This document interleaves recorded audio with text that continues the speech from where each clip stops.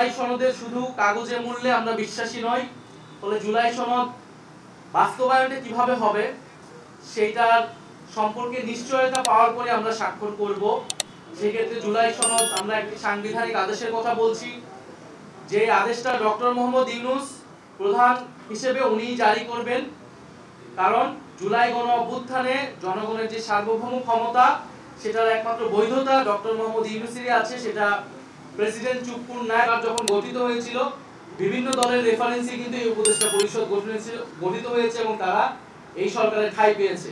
প্রধান উপদেষ্টার কাছে সেই নামগুলো আমরা বলেছি যে কারা কারা কোন কোন দলের সাথে সংশ্লিষ্টতা রয়েছে বা প্রশাসনের ভাগ বাটোয়ারার সাথে জড়িত আছে। ফলে সার্বিকভাবে নির্বাচন কমিশনের গঠন প্রক্রিয়া, নির্বাচন কমিশনের বর্তমান আচরণ আমাদের কাছে মনে হচ্ছে যে এটা নিরপেক্ষ হচ্ছে না, এবং আমরা মনে করি যে নির্বাচন কমিশন এই মুহূর্তে পুনর্গঠন হওয়া প্রয়োজন। দল বৈঠক করতে যমুনায় যান। দীর্ঘ সময় বৈঠকে নানা বিষয়ে আলোচনা করেন। বৈঠক শেষে জামায়াতের নায়েবে আমির বলেন, জাতীয় নির্বাচনের দিন গণভোট চেয়ে বিএনপি জটিলতা তৈরি করতে চাচ্ছে।